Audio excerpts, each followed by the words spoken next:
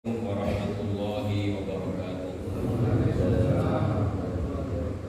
Alhamdulillah wassalatu wassalamu ala Rasulillah nabiyina wa maulana Muhammadin ibn Abdillah wa ala alihi wa sahbihi wa man tabi'ahum bi ihsanin ila yaumil qiyamah, amma ba'd. Jamaah salat subuh Masjid Nurul Jannah yang mudah-mudahan dikarunia rahmat dan barakah dari Allah Subhanahu wa taala.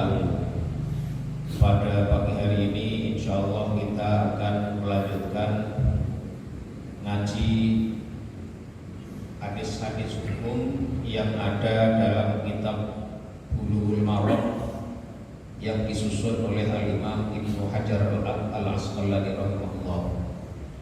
Pada pertemuan yang sebelumnya kita sudah mengkaji hadis seorang perempuan yang kerjaannya membersihkan masjid, menyapu masjid.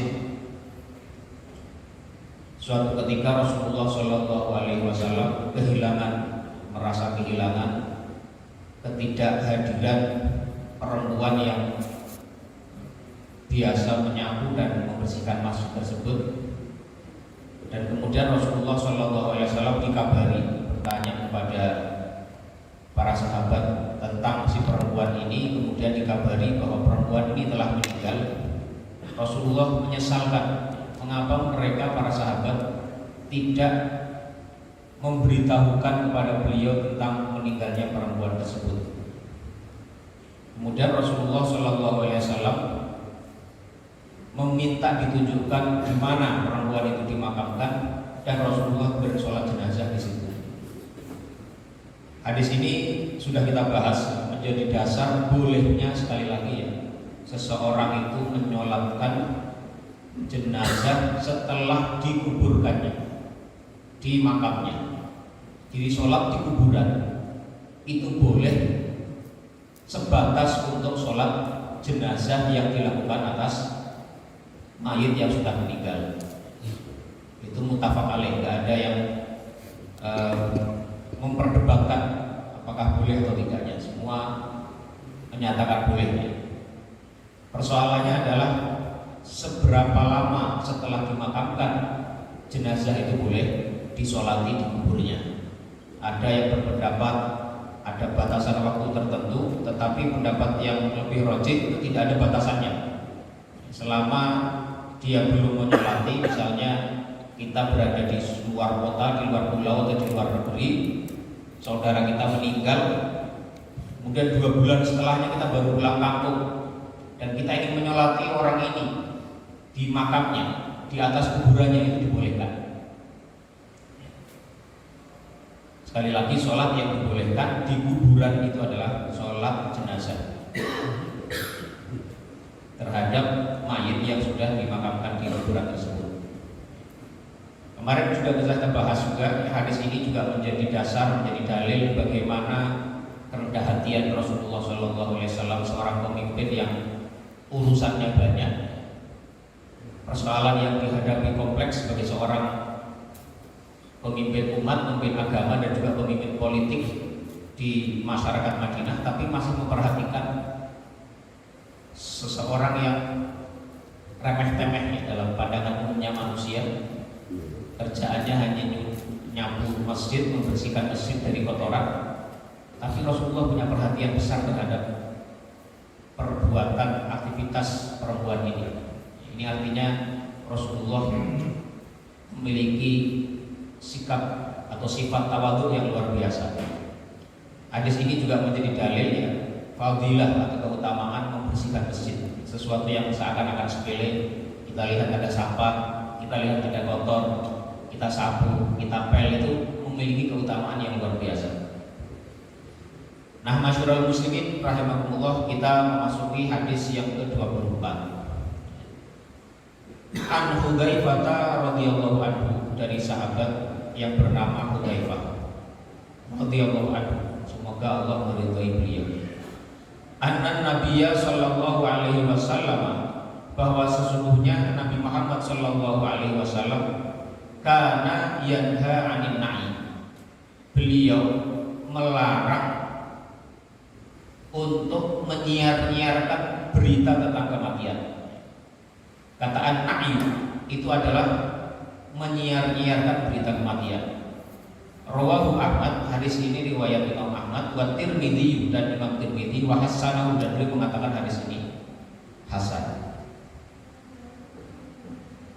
Nah, dari hadis ini diambil dalil atau diambil kesimpulan hukum bahwasanya ada larangan untuk menyiar-nyiarkan berita tentang kematian. Lantas bagaimana dengan menghabarkan berita kematian sebagaimana tadi yang disebutkan dalam hadis yang sebelumnya? Rasulullah mengatakan kepada para sahabat ketika mereka tidak menghabari Rasulullah SAW bahwasanya perempuan yang biasa membersihkan masjid, biasa menyapu masjid itu tidak ada. Rasulullah mengatakan, afala kuntum aghamtumuni, mengapa kalian tidak memberitahukanku tentang kematian perempuan itu sebelumnya, sejak awal sampai perempuan ini dimakamkan beliau tidak tahu. Ini artinya menunjukkan bahwasanya kata larangan Rasulullah terhadap menyiar-nyiarkan berita kematian itu tidak berlaku umum. Jadi kalau kita mendapati satu hadis, satu dalil itu kemudian ada hadis lain yang seakan-akan isinya bertentangan, yang isinya tidak match, tidak harmonis dengan hadis itu bagaimana cara memahaminya? Maka para ulama kemudian, kalau dalam kita belajar usulul fikih itu ya, ada metode istinbat itu. Yang pertama al-jamu bainal dalilain, menggabungkan dua dalil yang seakan-akan isinya berbeda. Dan ini kasusnya banyak sekali dalam agamanya. Contohnya kasus ini, ada hadis menyatakan Rasulullah SAW melarang menyiar-nyiarkan berita tentang kematian. Tapi pada hadis yang lain itu ada hadis yang menunjukkan bahwa Rasulullah itu meminta memberitahukan atau meminta diinformasikan tentang kematian seseorang. Dan nanti ada hadis yang berikutnya juga tentang kasus Najasyi yang akan kita bahas setelah ini insyaallah. Itu juga memberikan pemahaman yang berbeda dengan isi daripada hadis yang ke-24 ini, yang dari Hudzaifah radhiyallahu anhu ini. Makanya kemudian para ulama mereka mengatakan bahwasanya ustudillah bihadzal hadithi atau istadalla bihadzal hadithi man qala binahyi anin nahi. Dengan hadis ini orang-orang yang mengatakan bahwasanya dilarang melakukan menyiar-nyiarkan berita kematian, ayat al-ikhbaru bimauti syakhs, yaitu memberikan kabar tentang kematian seseorang, itu dalilnya ini. Tetapi wa huwallazi kana yaf'aluhu ahlul jahiliyati minas siyahi ala abwabil buyuti wal aswaqi au fawqal amakinil aliyati. Tetapi yang dimaksud dalam larangan menyiar-nyiarkan berita kematian itu, meskipun di dalam matan hadis ini tidak disebutkan, hadis ini menyebutkan seakan-akan larangan itu umum. Tapi karena ada dalil lain yang isinya itu seakan-akan berbeda, maka diambil kesimpulan bahwa yang dilarang di sini itu adalah menyiar-nyiarkan berita kematian sebagaimana dilakukan oleh orang-orang jahiliyah dulu, di mana mereka berteriak-teriak di depan pintu, ya, di pasar-pasar, menyampaikan sesimpulan telah meninggal, kemudian menyebut-nyebut kebaikannya, meratapi dan seterusnya. Yang berlebih-lebihan seperti itulah yang dilarang oleh Rasulullah SAW. Ini hadis yang ke-24. Nah, hadis yang ke-25 ini menegaskan sekali lagi mengenai bolehnya menyiar-nyiarkan berita kematian.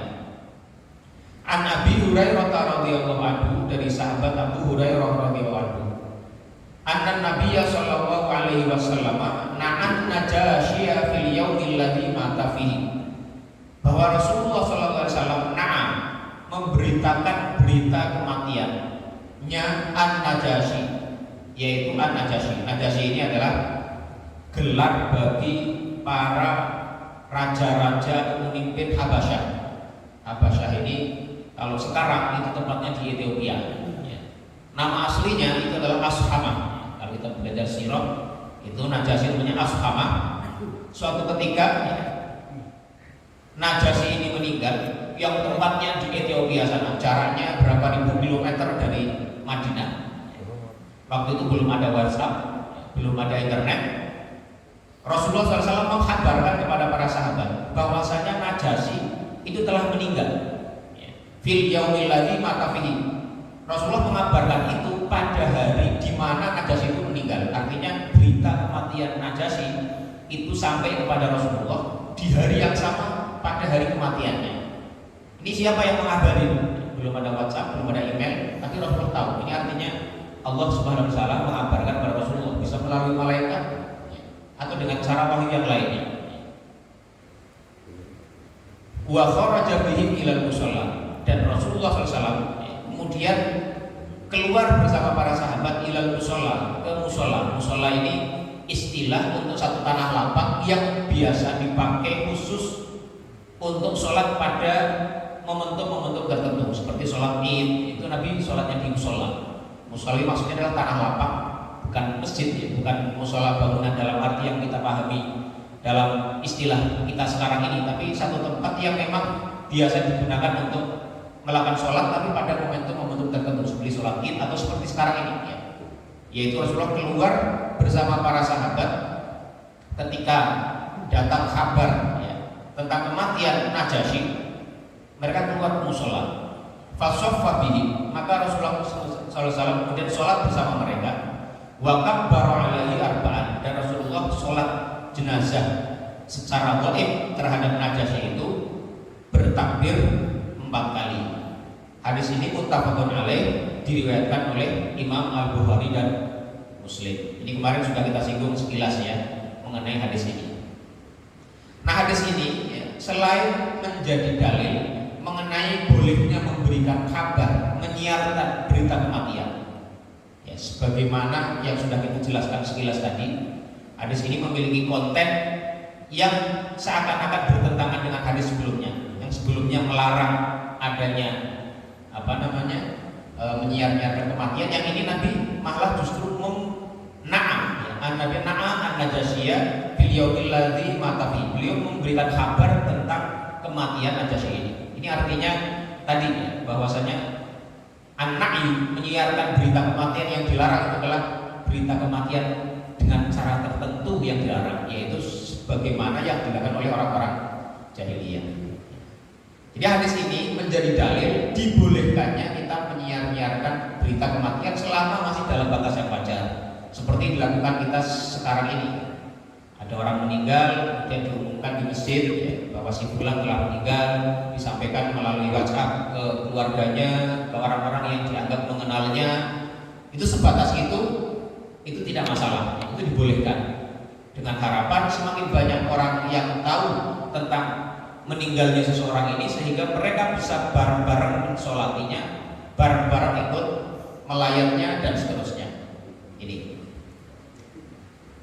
saya tapi kepikiran tentang itu ya, tentang orang-orang sekarang itu kalau ada orang meninggal itu mereka banyak yang mengirim karangan bunga.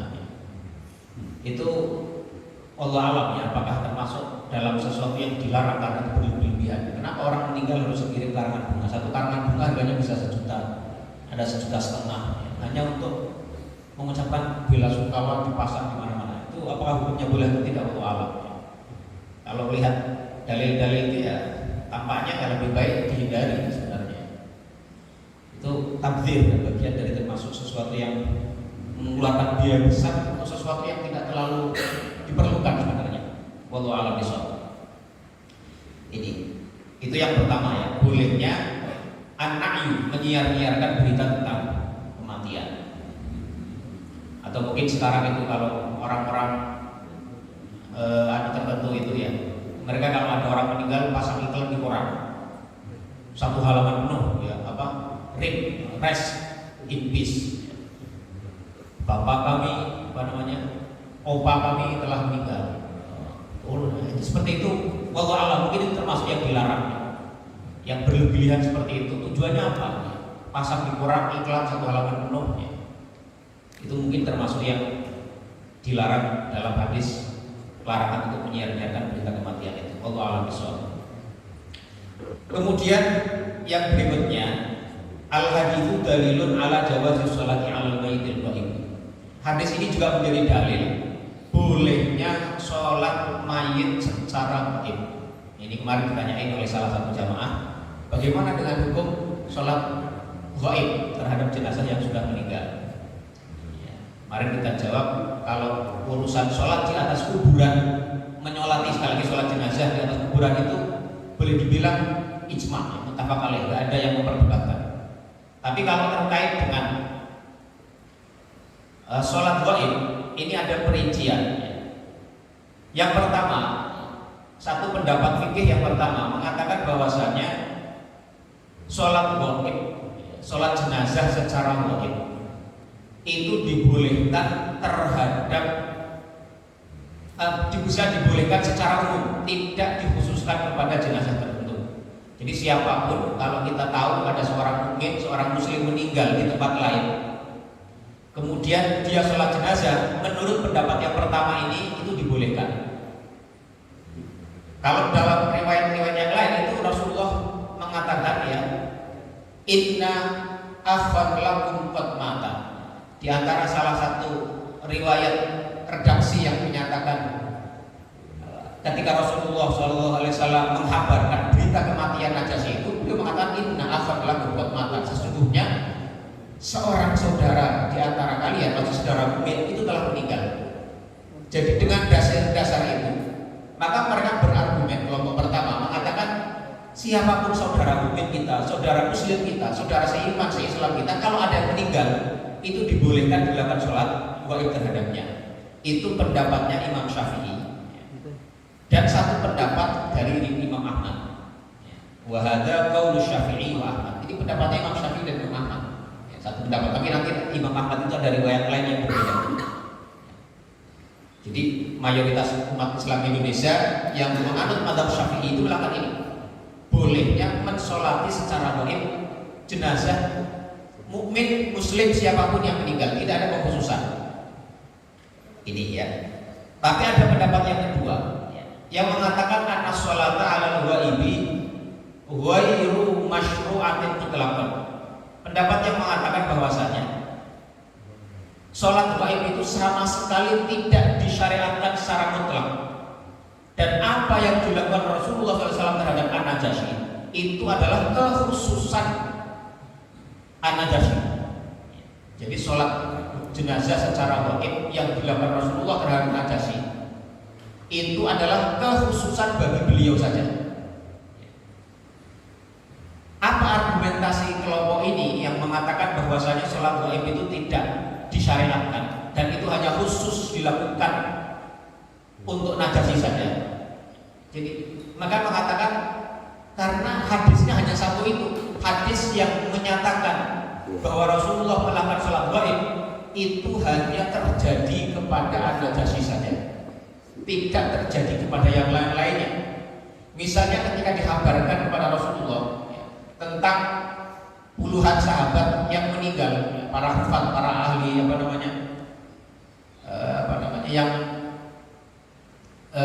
ahli qiraah yang meninggal di lain tempat, atau sahabat-sahabat yang meninggal di luar Madinah, itu tidak ada riwayat Rasulullah menyolati mereka secara gaib. Demikian pula ketika para khalifah yang 4 itu meninggal di Madinah, tidak ada riwayat yang menyebutkan bahwasanya sahabat-sahabat lain yang sudah berpencar atau para tabi'in, murid-murid para sahabat yang di kota-kota lain, di Damaskus, di Mekah, di Kufah, di Irak, atau di Basra misalnya, itu tidak ada riwayat mereka juga mensolati secara gaib. Yang mereka yang meninggal di Madinah. Ini pendapat yang kedua yang mengatakan sholat gaib itu tidak bisa dilakukan, tidak disyariatkan dilakukan oleh semua orang, karena yang terjadi karena Najasyi itu adalah satu kasus khusus yang tidak bisa digeneralisir kepada yang lain-lain. Ini pendapatnya Imam Abu Hanifah, Imam Malik, dan satu riwayat dari Imam Ahmad. Ini ya, jadi fikih yang begitu ya. satu hadis tapi memahaminya berbeda-beda. Ini membuka cakrawala kita, cara pandang kita terhadap satu hadis. Tapi ada juga pendapat yang ketiga. Mereka mengatakan anna sholata 'alal mayyiti ghairu masyru'atin illa liman lam yusalla alaihi. Sholat gaib itu tidak disyariatkan kecuali kepada orang yang belum disolati. Jadi kelompok ini itu berargumen bahwasanya An-Najasyi dia berada di Habasyah. Itu kemungkinan belum disolati di sana, makanya Rasul menyolatinya di Madinah. Tapi pendapat ini lemah, kenapa? Karena Najasyi sebagai seorang pemimpin, ketika dia kemudian masuk Islam, maka kecil kemungkinan seorang pemimpin yang masuk Islam kemudian pengikut di bawahnya, aparatnya, rakyatnya tidak ikut masuk Islam juga. Paling enggak beberapa jumlahnya pasti ada, dan itu mereka kemudian akan memperlakukan orang yang mati itu dengan cara Islam sebagaimana disyariatkan. Ini. Jadi pendapat yang ketiga mengatakan tidak disyariatkan sholat gaib kecuali kepada orang-orang yang belum disolati di tempatnya dia meninggal. Ini. Wahada qaulun fi madhhabi Ahmad. Dan ini satu pendapat dalam madhab Imam Ahmad, dan juga yang dipilih oleh Ibnu Taimiyah dan Ibnu Qayyim. Ini pendapat yang ketiga. Nah, ada pendapat yang keempat lagi. Pendapat yang keempat mengatakan annahu yusalla 'alal ghaibi idza kana qad nafa'al muslimina bi ilmihi aw jahihi aw malihi aw kana lahu ayatin baydha fi timanil Islam wa ahlihi. Pendapat yang keempat mengatakan bahwasanya sholat gaib itu dilakukan terhadap orang-orang tertentu yang dianggap memiliki kontribusi yang besar terhadap umat Islam, terhadap Islam dan umatnya, baik dengan agama, ilmunya, dengan hartanya dan seterusnya. Jadi kalau ada tokoh yang dianggap bermanfaat banyak, berkontribusi banyak terhadap agama ini, maka itu dianjurkan untuk dilakukan sholat gaib terhadapnya. Ini pendapat yang keempat. Ini diriwayatkan juga dari Imam Ahmad berpendapat seperti itu. Dan ini yang dipilih oleh beberapa ulama kontemporer sekarang, misalnya Syekh Abdullah bin Baz Saudi misalnya, itu berpendapat seperti ini. Jadi kalau ada orang tokoh ulama besar yang kita yakini kesolehannya, kita yakini kontribusinya terhadap umat ini, meninggal dimanapun, misalnya Syekh siapa meninggal di Mekah atau imam siapa meninggal di Madinah misalnya, itu menurut pendapat yang keempat ini dibolehkan untuk melakukan sholat gaib. Ini ada 4 pendapat terkait dengan hukum sholat gaib. Ya, sekali lagi fikih itu begitu ya. Man lam ya'rif al-ikhtilaf lam yashub ra'yatal fikih. Barang siapa yang tidak mengerti ikhtilaf-ikhtilaf pendapat-pendapat yang berbeda-beda dalam fikih itu, lam yashub ra'yatal fikih, dia belum mencium baunya fikih. Hadisnya satu tapi pola pemahamannya berbeda. Ini banyak sekali contoh-contoh lain yang kita bisa dapati sehari-hari yang menggambarkan betapa luasnya ya, pendapat fikih dari dalil yang sama. Sebelum dilanjut, ada yang ingin bertanya? Ya, Pak. Ya, silakan Pak.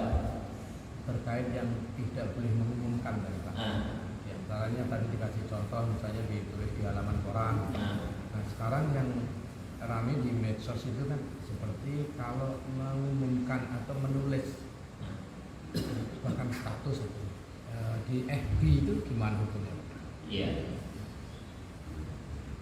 Tergantung sebenarnya ini, kalau kita lihat pendapat para ulama itu tadi ya, yang menyimpulkan dari hadis yang pertama tadi, bahwasanya anak menyiar-nyiarkan kematian yang dilarang itu adalah seperti yang dilakukan oleh kaum jahiliyah. Itu adalah mereka yang berlebihan dalam menyiar-nyiarkannya dengan tujuan meratapinya atau berbangga-bangga dengan kematian itu, karena orang ini dianggap seperti apa begitu ya. Nah, bagaimana kalau tadi yang di Quran itu saya tidak mengatakan haram, tapi saya mengkhawatirkan itu termasuk yang diharamkan. Allah alam, saya sendiri belum tahu persisnya hukumnya, belum mengkaji video, tapi itu bisa dikhawatirkan dikategorikan dalam larangan itu. Kalau dalam Facebook bagaimana? Kalau kita sebatas ingin memberikan pengkhabaran bahwa si fulan meninggal dengan tujuan agar banyak orang tahu bahwa si fulan ini meninggal, untuk bisa mendoakannya. Kalau dia bisa datang melayatnya, bisa datang menyolatinya, insya Allah itu tidak termasuk yang dilarang.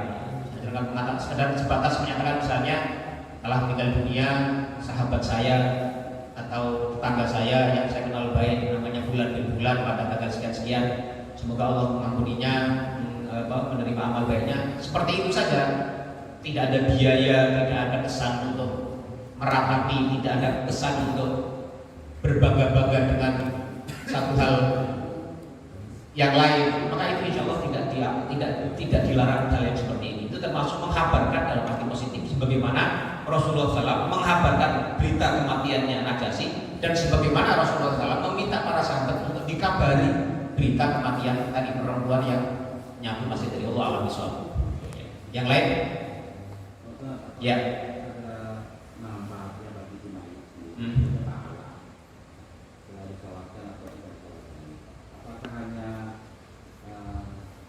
Pahala yang kita pahala untuk orang yang mendengar atau melakukan sholat saja. Untuk apa korelasinya yang kita apakah yang mayat ini dapat pahala sesuatu yang apa mudarat atau manfaat kita dari sholat? Iya.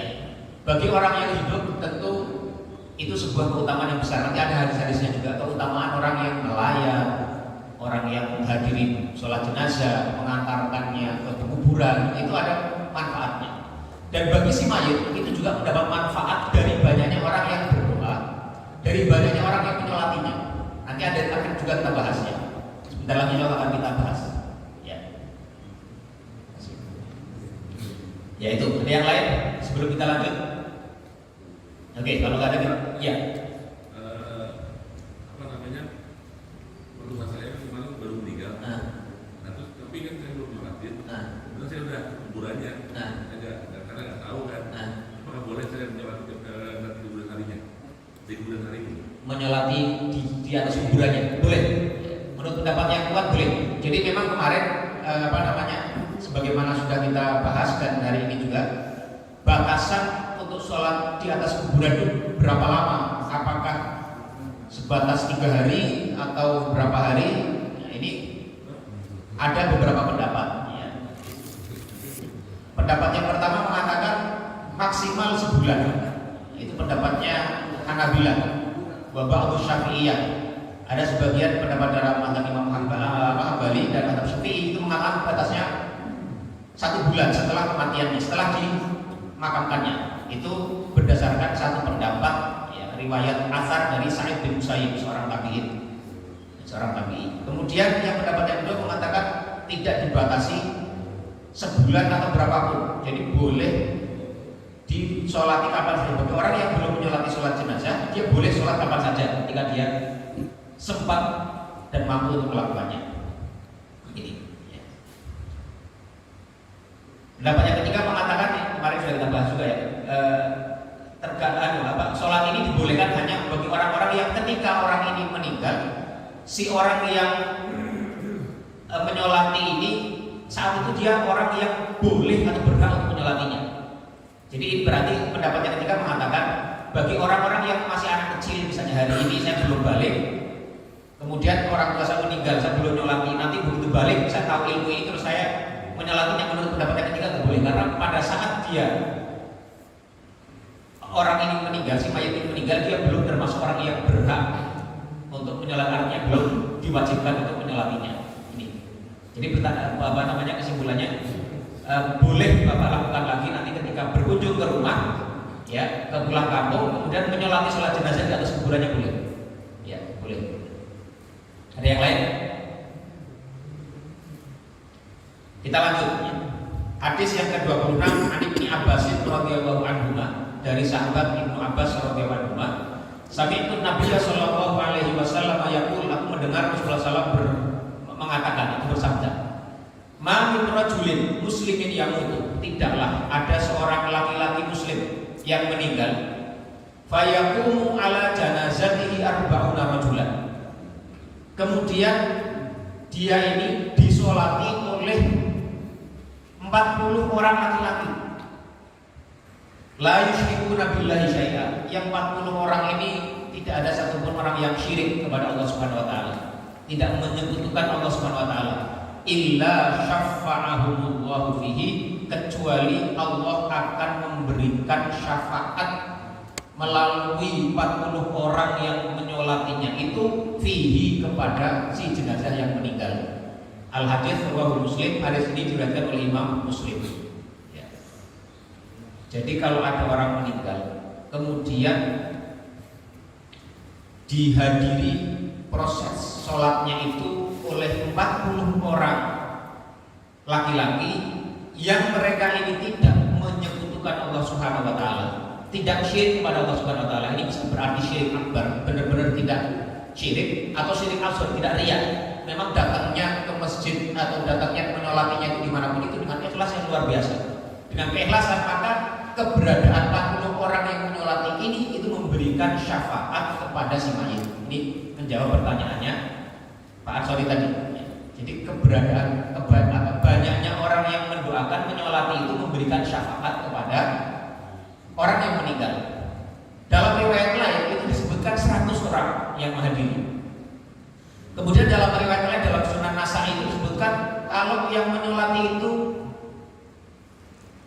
minimal 3 shaf, maka itu juga akan memberikan syafaat kepada yang meninggal. Jadi dari hadis-hadis yang ada itu, dari berbagai riwayat yang ada itu, dapat disimpulkan bahwasanya banyaknya orang yang datang menyolati jenazah itu memberikan manfaat, memberikan faedah, memberikan syafaat kepada orang yang disolati, kepada si mayit yang disolati. Kalau dalam riwayat Muslim yang lain itu disebutkan mamin mayyitin shalla alaihi ummatun minal muslimina yaquluna mi'atun kulluhum yashfa'una lahu illa syufi'u fihi. Tidaklah ada seorang mayit yang meninggal kemudian disolati oleh komunitas umat masyarakat muslim, dia beluguna mi'atan, yang mereka sampai jumlahnya kepada 100 orang, kulluhum yashfa'una lahu, yang masing-masing itu mendoakan kebaikan kepada mereka, memintakan syafaat untuk orang ini, illa syufi'u bihi, kecuali mereka itu diberikan syafaat, memberikan kebaikan kepada si mayit yang meninggal tadi. Ini ya. Jadi artinya kalau menyebut 100 itu ya batas angka jumlah yang ideal yang bisa memberikan syafaat yang optimal itu 100. Tapi kalau kurang, misalnya sampai 40 pun ya, minimal 40 itu masih bisa memberikan syafaat yang khusus tadi disebutkan dalam hadis tadi. Atau kalau jumlahnya kurang dari itu, tapi kemudian menurut riwayat An-Nasa'i, tapi tidak disebutkan dalam kitab ini, itu bisa juga memberikan syafaat kalau diatur softnya minimal 3. Jadi misalnya datang cuma 30 orang, bikin soft 3 ya 10. Tidak harus penuh ya Pak? Apa?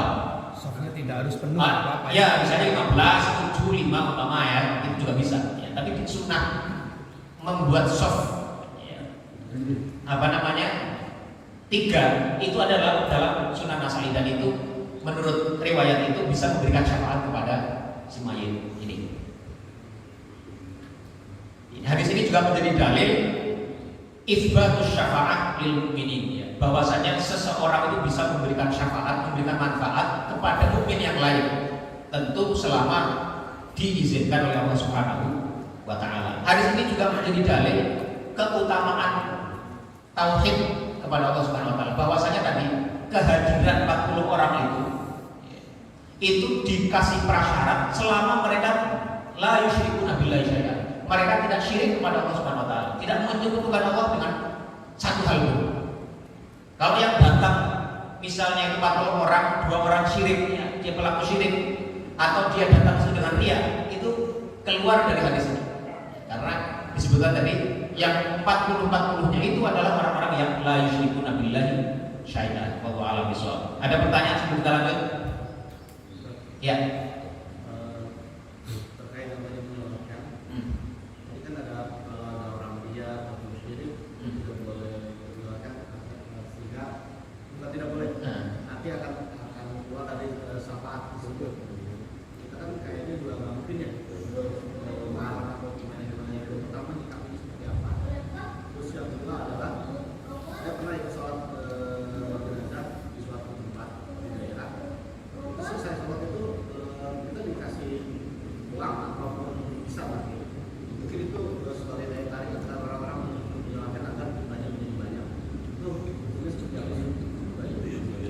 Yang pertama mengenai kehadiran orang yang musyrik atau yang riya itu tentu itu tidak bisa dilihat, ya kita nggak tahu orang itu musyrik apa enggak, orang itu riya apa kita nggak tahu.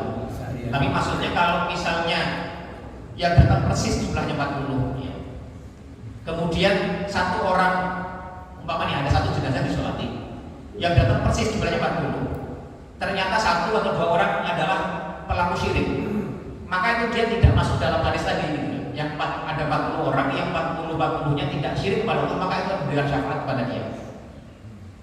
Itu maksudnya. Yang kedua misalnya jumlahnya 45, yang syirik 5 orang, artinya 40 itu ada 40 orang yang benar-benar la yusyriku billahi syai'an, tidak syirik kepada Allah dan tidak riya dalam ibadahnya itu, dalam sholatnya itu, maka ini tetap masuk dalam hadis ini. Artinya ada minimal 40 orang yang menyolati si mayit ini dan 40 ini tidak syirik kepada Allah, maka dia memberikan syafaat kepada si mayit. Ya, itu yang pertama. Jadi sekali lagi tidak ada larangan sebulan dan sebulan yang kita nggak tahu apakah dia riya apa tidak, yang dia syirik apa kita nggak tahu. Datang sholat ya nggak apa-apa, silakan aja. Tapi selama jumlah itu lebih dari 40, maka itu sudah masuk dalam hadis tadi, memberikan syafaat khusus kepada si mayit. Yang kedua mengenai tadi memberikan imbalan kepada orang yang sholat jenazah. Ini gimana cara memahaminya? Tapi kalau gini, misalnya katakanlah keluarga si mayit berniat bersedekah atas nama si mayit misalnya.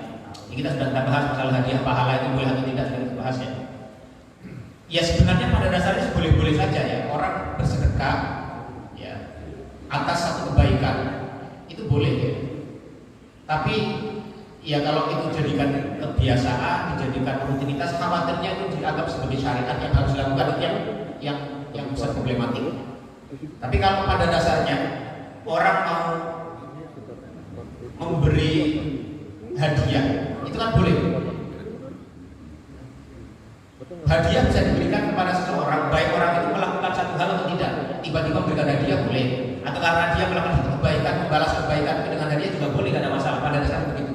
Tapi aslinya itu tidak disyariatkan untuk memberikan itu. Malah justru khawatirnya ini tadi, dia datang ke nyolati jenazah bukan karena Allah Subhanahu wa taala, hanya mengejar angpau tadi.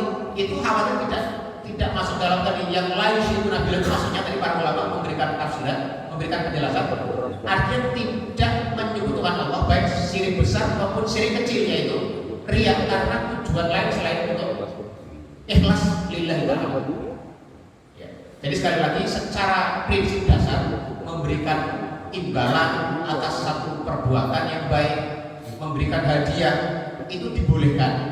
Itu yang pertama, hukum dasarnya seperti itu. Tapi ya sekali lagi, kalau itu dilakukan dan kemudian menjadi kebiasaan, khawatirnya itu dianggap sebagai bagian dari sesuatu yang disyariatkan, padahal tidak ada syariat untuk seperti itu. Itu yang kedua. Yang ketiga, kalau itu dilakukan, apalagi tujuannya untuk menarik orang agar mau sholat jenazah, itu justru khawatirnya masuk ke bab ketiga tadi. Dia dikhawatirkan sholat jenazah itu bukan karena lillahi ta'ala, bukan karena keikhlasan untuk Allah Ta'ala dan untuk mendoakan si mayit ini, tapi demi untuk mendapatkan uang itu. Akhirnya tujuan daripada mensolatinya itu tidak tercapai. Itu ya, Allah a'lam bishawab. Jelas apa? Ya oke. Yang lain? Angkanya kita lanjut ya. Hadis yang ke-27. An Samurah bin Jundubin, dari Samurah bin Jundub radhiyallahu anhu, qala, beliau mengatakan, shallaitu wara'an Nabi sallallahu alaihi wasallam ala imra'atin matat fi nifasiha. Aku sholat di belakang Nabi Muhammad sallallahu alaihi wasallam ala imra'atin, atas jenazahnya seorang perempuan yang matat fi nifasiha, yang meninggal karena nifas. Faqama wasfuha, maka Rasulullah SAW berdiri di tengahnya. Al-haditsu muttafaqun alaih. Hadis ini diriwayatkan oleh Imam Bukhari dan Muslim. Hadis ini menjadi dalil disyariatkannya sholat jenazah terhadap orang yang meninggal karena nifas. Kan orang yang nifas itu kan termasuk salah satu di antara syahid dunia. Orang-orang yang syahid, orang yang syahid itu kan antara orang yang meninggal karena selain syahid yang fisabilillah ya. Kalau itu syahid di dunia wal akhirah ya.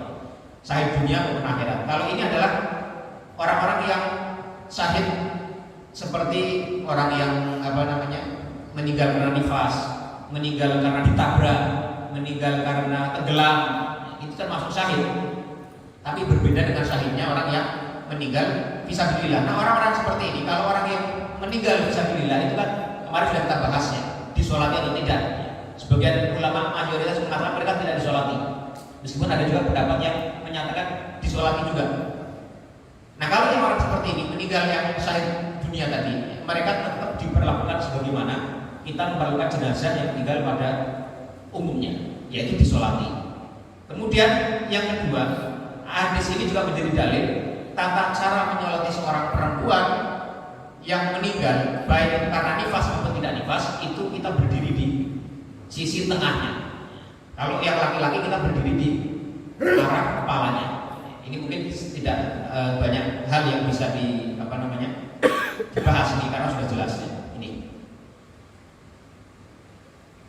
Tapi juga ada pendapat yang mengatakan ya, annahu la farqa bainar rajuli wal mar'ati fi mauti fil imam. Tidak ada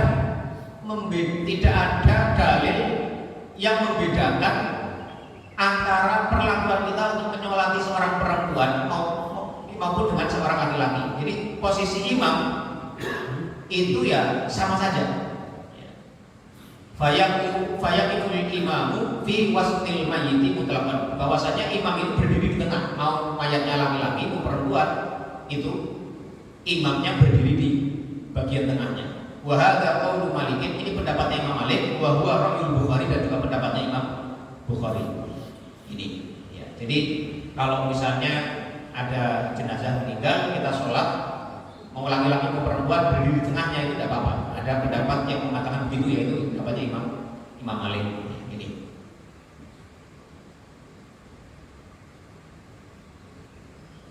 Ada yang bertanya? Mungkin tidak ada karena sudah jelas ya. Hadis yang ke-28. An Aisyah radhiyallahu anha, dari sahabat Aisyah radhiyallahu anha, qala, beliau mengatakan, wallahi demi Allah, laqad shalla Rasulullah sallallahu alaihi wasallam ala ibnai wa fil masjid. Bahwasanya Rasulullah SAW telah menyolati dua anak laki-lakinya Baidah. Baidah ini nama seorang perempuan ya. Nama aslinya adalah Da'at, tapi panggilannya adalah Baidah. Dia punya anak ya, dua orang laki-laki namanya Sahal dan Suhail. Kedua-duanya meninggal. Rasulullah SAW menyolati keduanya di dalam masjid. Al-hadits riwayat Muslim. Hadis ini diriwayatkan oleh Imam Muslim. Nah, apa yang bisa diambil hukum dari hadis ini? Hadis ini menjadi dalil bolehnya sholat jenazah dilakukan di masjid. Bolehnya, bukan sunnahnya, bukan wajibnya, tapi bolehnya. Jadi Rasulullah SAW dalam mayoritas ya, kasus, kebanyakan kasus beliau menyolati jenazah itu tidak di masjid justru. Maka dari itu para sahabat mayoritas juga berkeyakinan bahwasanya sholat jenazah itu tidak dilakukan di masjid. Karena itulah Aisyah radhiyallahu anha dalam hadis ini disebutkan wallahi, beliau bersumpah, beliau mengabarkan satu hal sampai harus bersumpah. Mengapa? Karena untuk menangkal pemahaman yang beliau anggap keliru bahwasanya sholat jenazah itu tidak boleh dilakukan di masjid. Makanya beliau mengatakan wallahi demi Allah, laqad shalla Rasulullah SAW. Sungguh, beliau pakai sungguh lagi, pakai taukid, pakai penegasan. Sesungguhnya Rasulullah SAW sholat jenazah terhadap jenazahnya dua anaknya Baidah, yaitu Sahal dan Suhail, fil masjid, di dalam masjid. Jadi dengan hadis ini Aisyah ingin menegaskan bahwasanya Rasulullah SAW pernah menyolati jenazah itu di masjid. Karena itu hadis ini menjadi dalil bolehnya, sekali lagi bukan sunnahnya, bukan wajibnya, tapi bolehnya sholat jenazah dilakukan di masjid. Dan ini adalah pendapatnya Imam Syafi'i, Imam Ahmad, dan jumhur ulama. Sekali lagi boleh melakukan sholat jenazah di dalam masjid. Pada sisi yang lain boleh juga sholat jenazah dilakukan di rumahnya, boleh dilakukan di tempat lain, di musola, di tempat lapangan misalnya, sebagaimana Rasulullah SAW terhadap an-najasyi di musola, di lapangan. Ini ya. Jadi tidak ada dalil yang menyatakan bahwa ada keutamaan khusus sholat jenazah di masjid.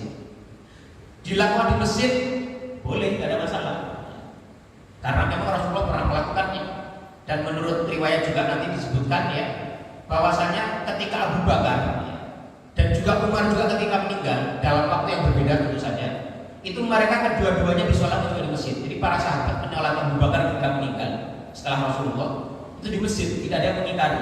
Demikian pula ketika Umar meninggal juga sama. Ini. Tapi ya, dalam banyak kasus Rasulullah justru tidak menyolati jenazah di dalam masjid.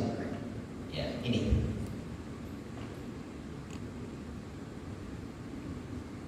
Jadi hadis ini sekali lagi menjadi dalil bahwasanya boleh melakukan sholat jenazah di masjid. Ustaz, Ya. kalau nggak di masjid berarti di mana, Ustaz? Ya di rumahnya juga boleh. Kalau misalnya rumahnya luas, tidak masalah sholat di rumah. Bukan di lapangan atau apa gitu ya? Bukan di lapangan juga boleh. Misalnya depan rumahnya itu ada tempat luas, misalnya parkiran misalnya, di situ juga apa-apa juga. Jadi ini fleksibel ya.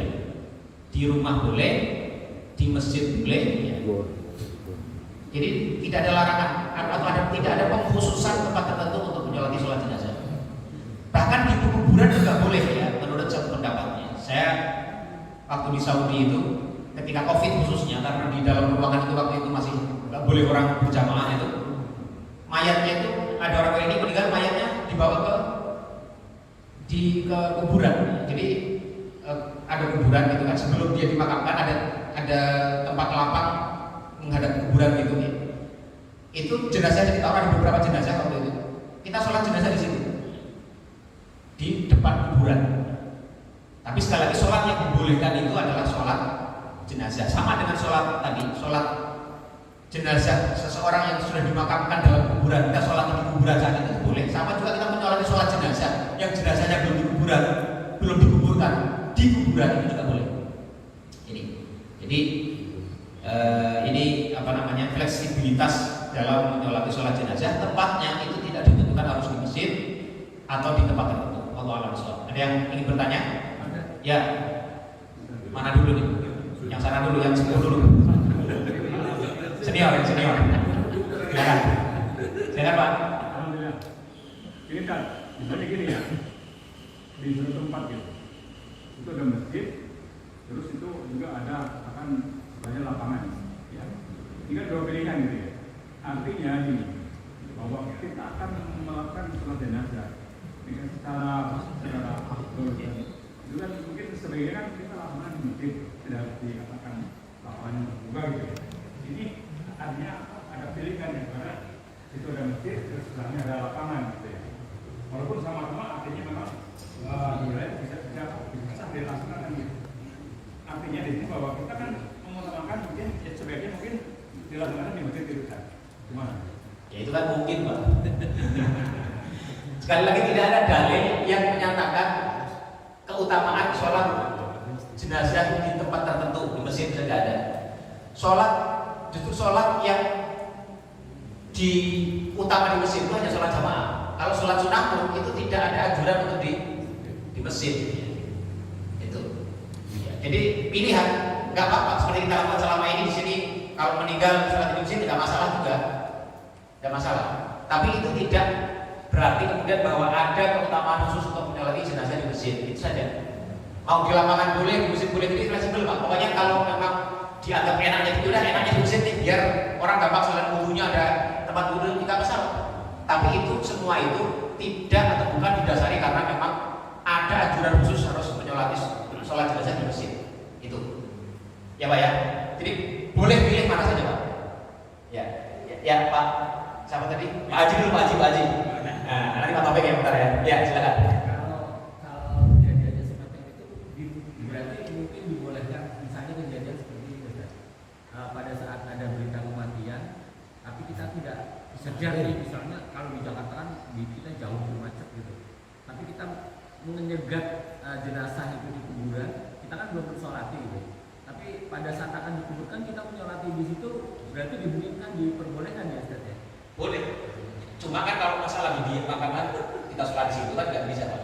Enggak, maksudnya mereka kan pasti ada persiapan dan itu ya. Karena saya belum mensolati, maka saya mensolatinya pada saat mereka sedang menyiapkan dan gitu. Maksudnya udah ada jenazahnya tapi belum masuk ke dalam kuburan. Bahkan kan tadi kalau sudah masuk pun masih dimungkinkan kan gitu. Iya, pada dasarnya boleh seperti itu.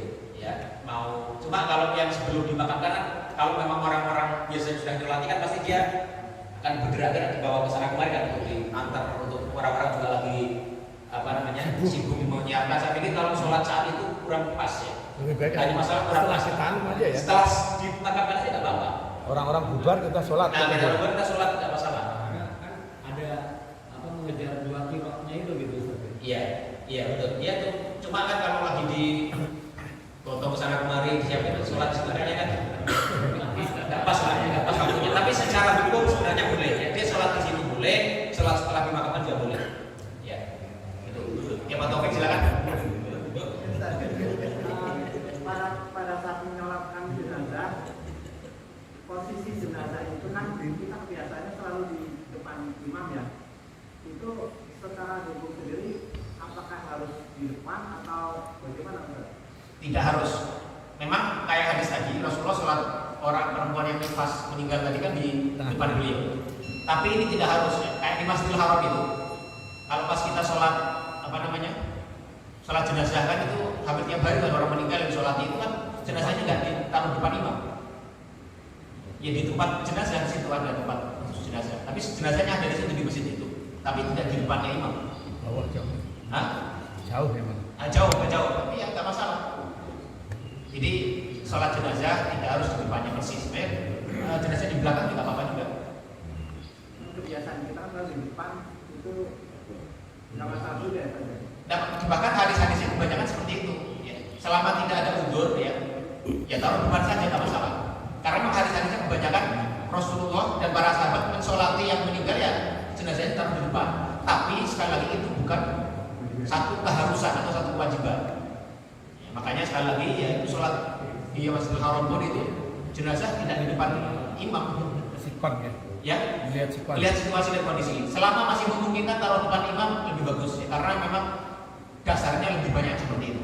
Tapi itu bukan sebuah kewajiban. Yang lain, lanjut ya. Hadis yang ke-29. An Abdurrahmani ibni Abi Laila qala. Dari Abdurrahman bin Abu Laila, beliau mengatakan kana Zaid ibnu Arqamah yukabbiru ala janaizin arba'an. Bahwasanya Zaid bin Arqam seorang sahabat itu menyolati jenazah, beliau bertakbir 4 kali. Wa innahu kabbara ala janazatin khamsan, dan sungguhnya beliau bertakbir atas satu jenazah 5 kali. Fasa'altuhu, maka aku bertanya kepada dia, mengapa beliau ini biasanya sholat jenazah 4 takbir ya. Tapi kalau ini ada satu jenazah takbirnya 5 kali. Fasa'altuhu, maka aku menanyakan kepada dia, kepada Zaid bin Arqam. Faqala, maka Zaid bin Arqam menjawab, karena Rasulullah SAW yukabbiru, bahwa Rasulullah SAW melakukan hal ini. Jadi Rasulullah SAW menurut riwayat ini itu beliau biasanya bertakbir 4, seperti tadi ya kasus Najasyi, kalau Bapak semuanya ingat ya, tadi kan kita sebutkan Rasulullah itu bertakbir 4 kali ya. Dan dalam beberapa kasus yang lain Rasulullah kebanyakan 4 kali, tapi kadang-kadang beliau melakukannya lebih dari 4. Ini hadis riwayat Muslim. Jadi kalau kita nanti sholat jenazah ada imam takbirnya 5 kali, jangan dianggap bid'ah atau sesat. Ada dalilnya. Ini. Kemudian hadis yang nomor 30 ini isinya juga hampir sama. Wa an Ali radhiyallahu anhu, dari sahabat Ali radhiyallahu anhu, annahu kabbara ala Sahl bin Hunayf sitan, bahwasanya Ali diriwayatkan bertakbir dalam sholat jenazah ketika beliau menyolati Sahl bin Hunayf itu 6 kali. Wa qala innahu badriyun.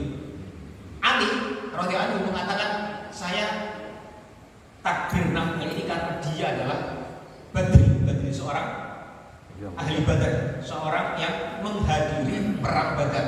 Jadi para sahabat yang hadir dalam perang Badar itu memiliki keutamaan tersendiri. Makanya ketika Ali menyolati Sahl bin Hunayf Yang mana Sahal bin Hunayf itu adalah seorang sahabat yang hadir yang ikut berperang perang Badar. Beliau takbirnya berapa? 6 kali.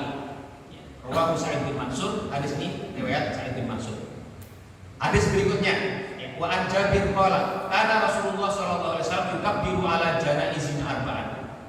Bahwasanya Rasulullah SAW bertakbir ketika beliau menyolati jenazah-jenazah di jamaknya ala janaizin terhadap jenazah-jenazah di antara kami arba'an 4 kali. Wa yaqra'u bi Fatihatil Kitabi fi takbiratul ula, dan beliau membaca surat Fatihah dalam rakaat yang pertama. Rawahu Syafi'i, berkata Imam Syafi'i bi isnadin dhaifin, dengan sanad yang dhaif. Ini 3 hadis ini itu menjadi dalil tentang berapa kali jumlah kita bertakbir dalam sholat jenazah. Pendapat yang pertama mengatakan anak takbiro arba'un wala yuzadu alaihi.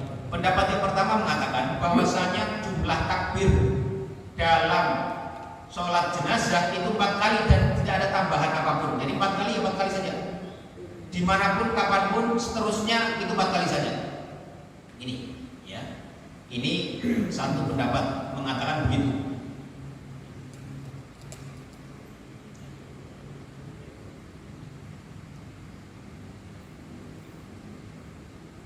Mereka mengatakan ya, bahwasanya memang betul ya.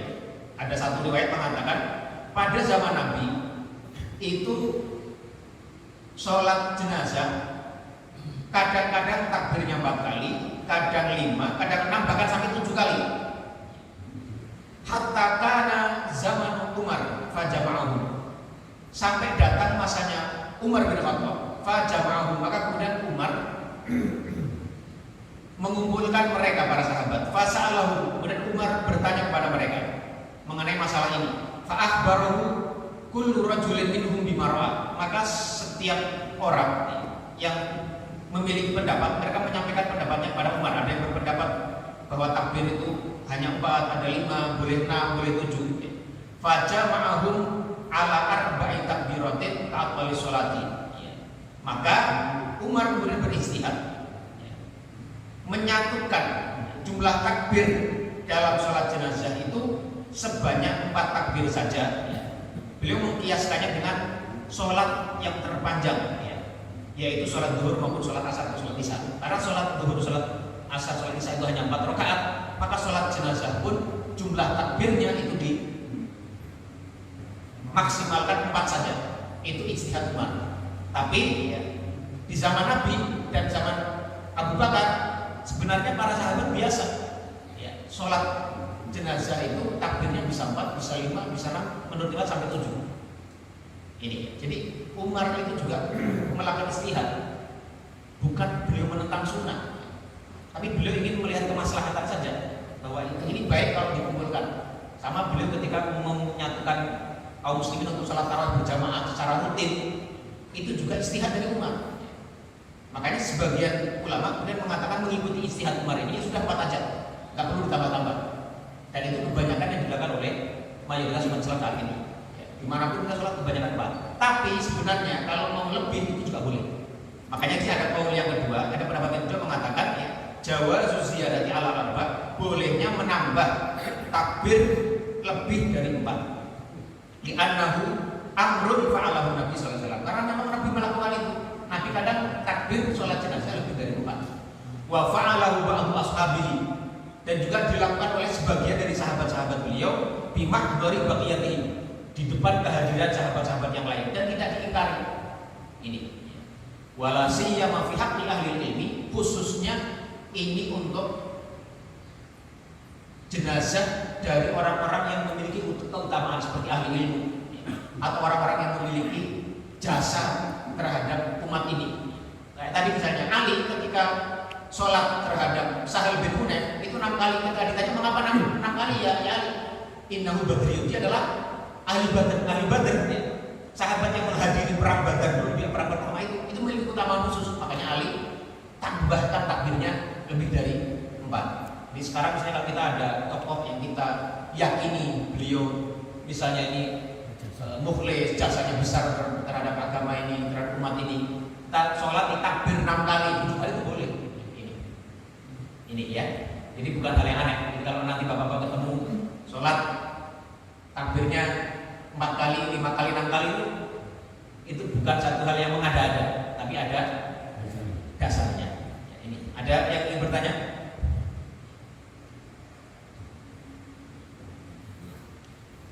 Ya.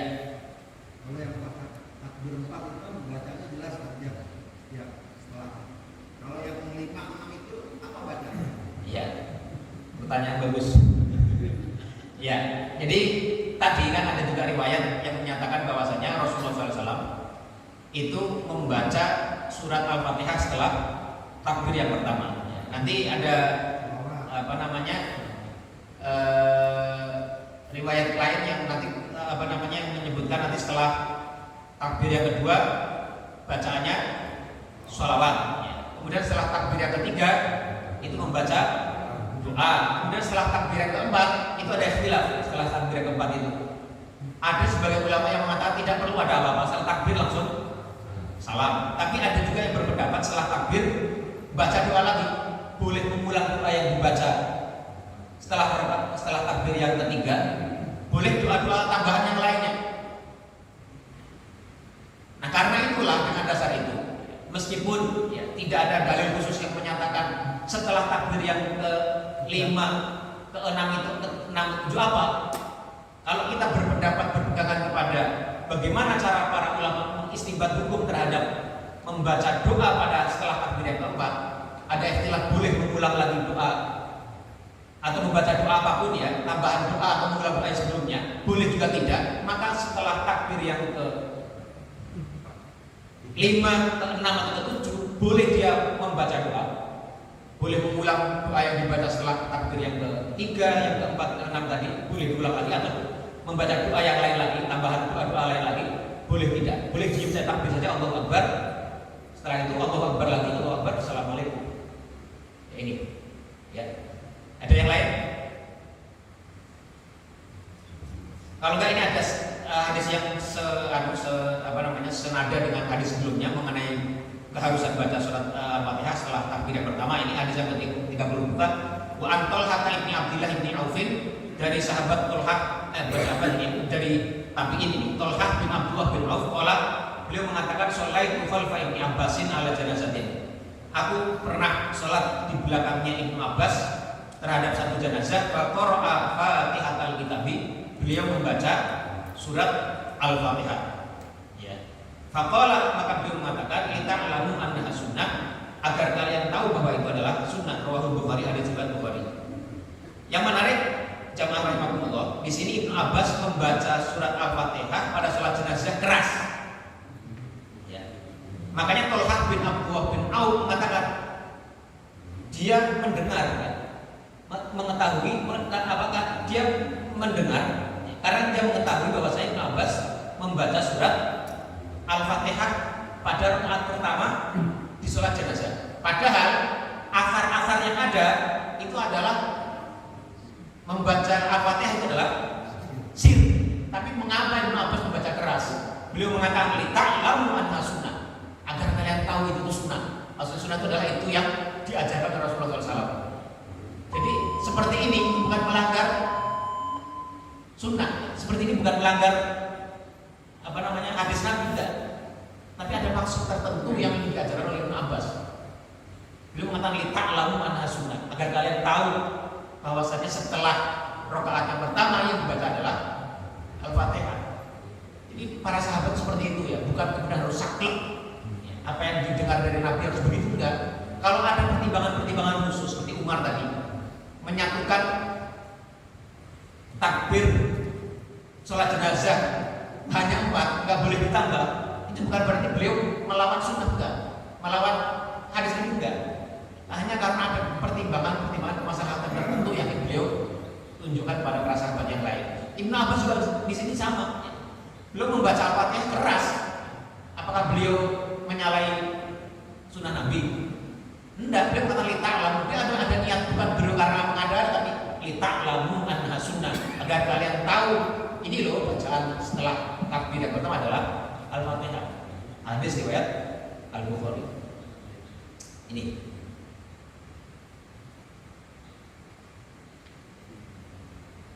terbit matahari jam berapa? Nah, sudah selesai ya? Sudah, kalau gitu kita cukupkan sekian saja ya pertemuan kita kali ini. Silakan kalau ada yang ingin bertanya lagi sebelum kita tutup. Gak ada?